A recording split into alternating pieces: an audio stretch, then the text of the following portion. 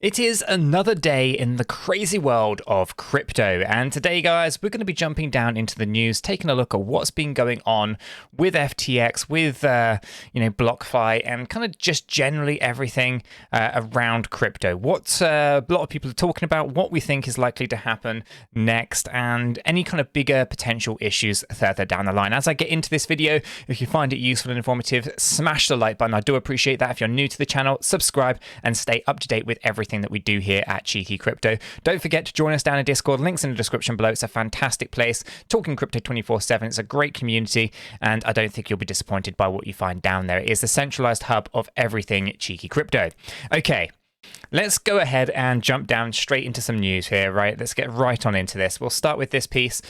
Basically, billionaires lose billions. What's happened with Elon Musk and SBF. So I'm not going to read the entire thing. There's a lot of stuff kind of in here. In a nutshell, it's basically talking about how Sam is no longer in a billionaire, is no longer listed, as Bloomberg's billionaire list and all that kind of stuff. And it also talks about how Elon Musk has lost substantial amounts of money as well. So, for example, let's just take a look. That's right. So, FTX now joins that infamous club of centralized crypto entities that went bust in this particular bear market. Because they took enormous liabilities, not only with the customer funds but also with ethics, integrity, and the very ideas of crypto. Okay. Now, Elon Musk, in contrast, is still the world's richest person, had been teasing the acquisition of Twitter, which obviously we know recently he had actually acquired for $44 billion. Apparently he owes roughly $1 billion in interest annually on that. Now, Musk actually had a net worth of over $300 billion back in October of 2021. Now, when you actually look at this, it's about $184 billion. So he's lost a very sizable chunk of his net wealth in a very short space of time. Okay, so we want to understand that this bear market is brutal across all markets, right, including the stock market, and this particularly has an impact on your net wealth, right? It's theoretical. These are theoretical numbers. They're not actual numbers. They aren't like blocks of gold in a vault, for example, right? Even that, to a degree, is variable as it changes, right? So just bear in mind that, bear markets are brutal. Billionaires have lost theoretical billions during this particular time, okay? And so I found that quite an interesting one. Obviously, SBF, public enemy number one at the moment. So let's dive into a little bit of that. So FTX funds are on the move. Bankruptcy proceedings, insider, threat, or is it a hack?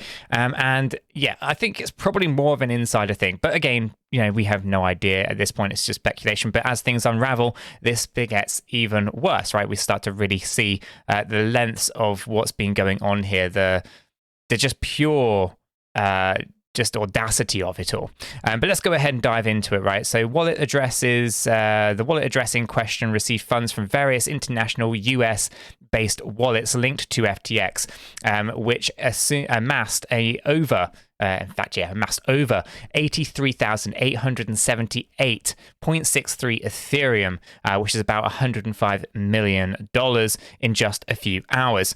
The recent tensions between two major crypto exchanges, such as FTX and Binance, which was accompanied by a massive sell-off of FTX tokens, the FTT, and resulted in the collapse of roughly 130 companies linked to FTX Group, including FTX Trading, FTX US, West Realms Shires Services, Alameda Research, list kind of goes on.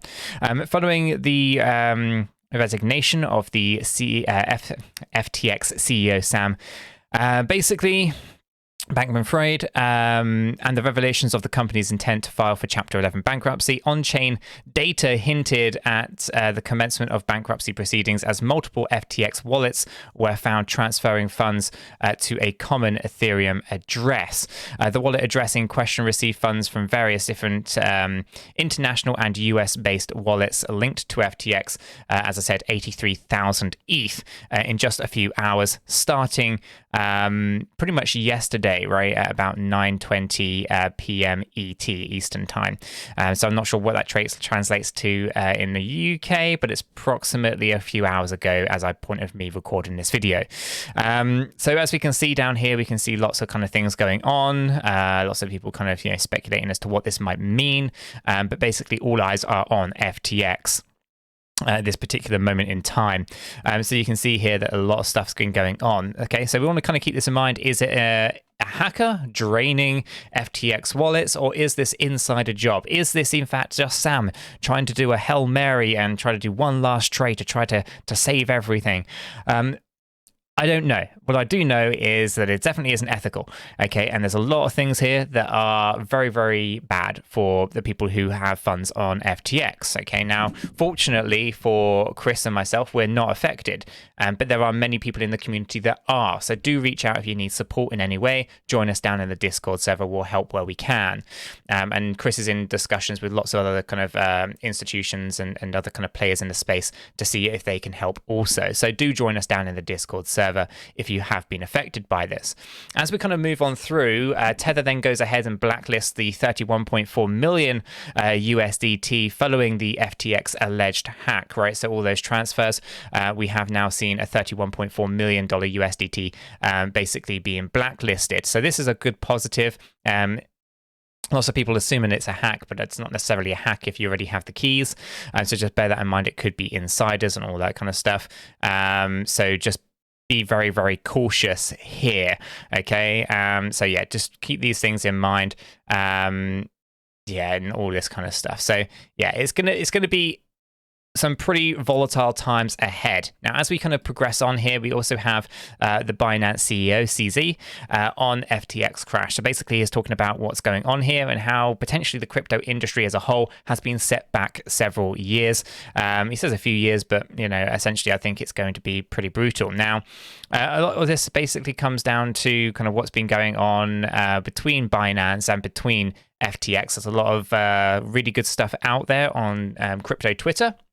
I haven't actually got any examples to bring up here, I don't think. I mean, maybe I can find one quickly whilst we're recording. Let me see if I can just track this down. I don't know if this is going to be the one that I'm looking for. I think it is. Satoshi Stacker. Hopefully this is the right link. And yeah, so here we go. So this is getting weird. So I'm kind of following on a little bit. I'm going to get into this in a second, right? So you got Binance here, 𝗕𝗘𝗪, talking about, you know, how he was going to look to acquire FTX and just try to help, you know, people in general, right? I think basically we've been set back a few years now. Regulators rightfully will scrutinize this industry much, much harder, which is probably a good thing, to be honest. And as you kind of come down here, the last 3 days have just been a revelation of problems. The problems were always were there for way longer. This problem wasn't created in the last 3 days. It's correct. It hasn't been created in the last 3 days. It's been there for a while.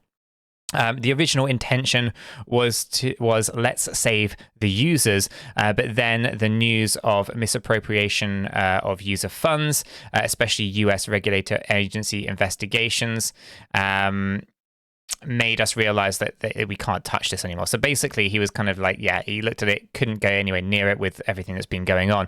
But then of course we come into some of this stuff here. Now I don't know how accurate this is, but it's incredibly interesting nonetheless, which is why I wanted to bring this up.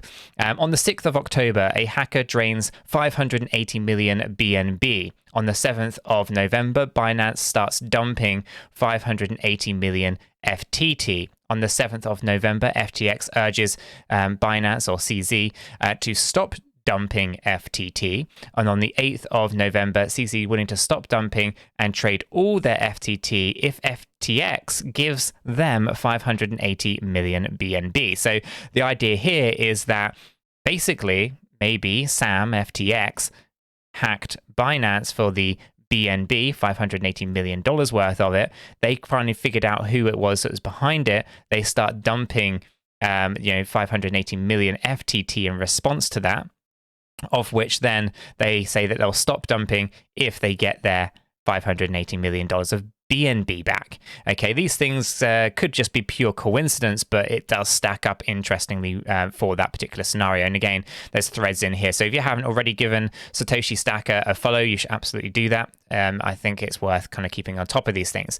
But why do I bring all this up today, right? We've kind of spoken about billionaires losing billions to FTX and the nonsense that's going on there, and specifically, whether or not you've got an insider or some kind of hack occurring. We then have Tether basically blacklisting certain amounts of USDT. From the back of that, you've got Binance and CZ saying everything that has been going on as to why he was looking at FTX to acquire it, and now why he can't go anywhere near it, all the way through to pure coincidences or a little bit more in terms of the timelines of events here that took place, all the way through to what potentially is coming.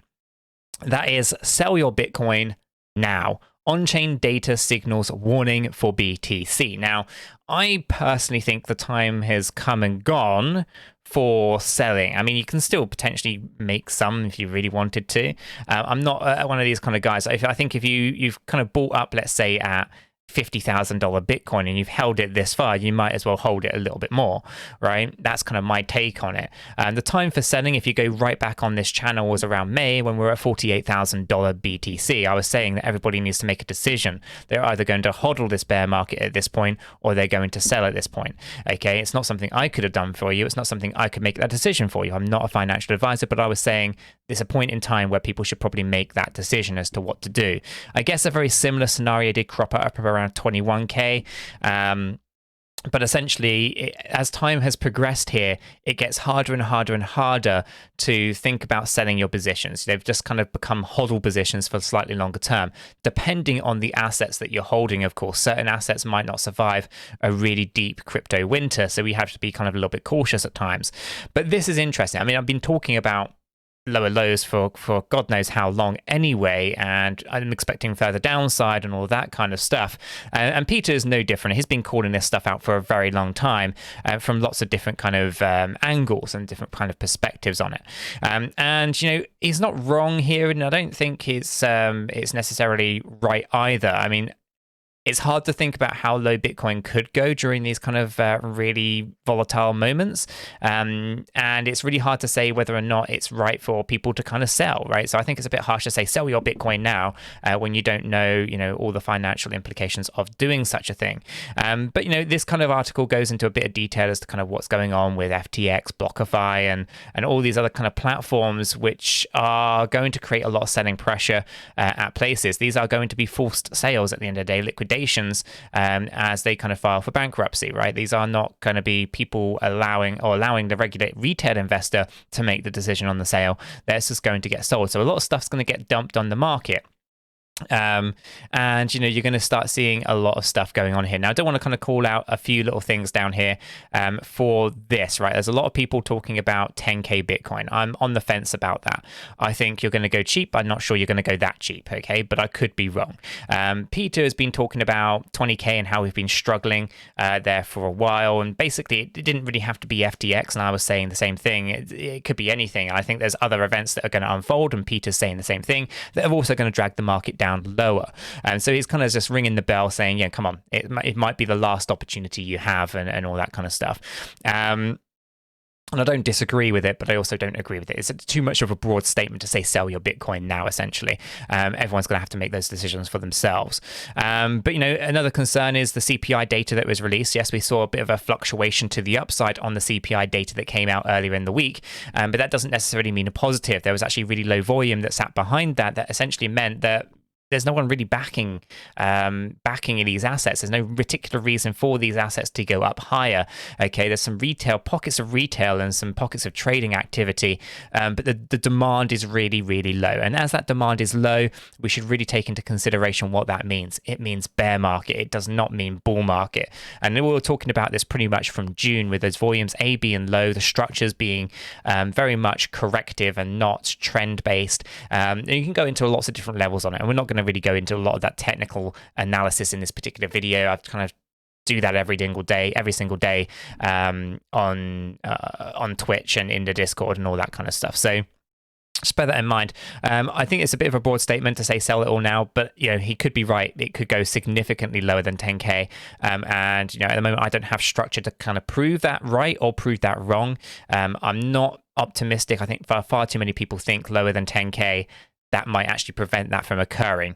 But we'll be interesting to kind of see how things do go ahead and play out going forward. Definitely think there's going to be some more downward pressure. Definitely don't think this is anywhere close to being over yet. So a word of warning to kind of people who are watching this video, that you've got to make decisions for yourself, right? I'm not a financial advisor. I can't give you financial advice. What I can do is tell you that my thoughts and opinions on the data as I see it is I'm expecting further downside. I'm expecting more pressure on crypto assets as a whole. There's going to be pockets of, unfortunately, altcoins that just simply will not survive this particular bear market.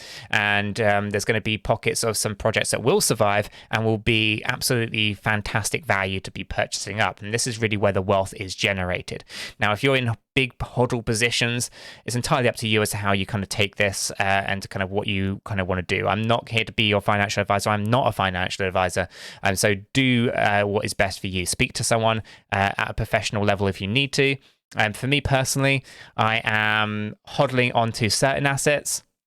And anything that I was looking to acquire that I was in stablecoin, 80% of my stablecoin holdings are currently now back in fiat, and 20% is still available for quick purchases if I need to. So just bear in mind, there's going to be lots of things that are happening over the next few weeks and months. Some of it may be positive, some of it may be really negative. So just bear that in mind.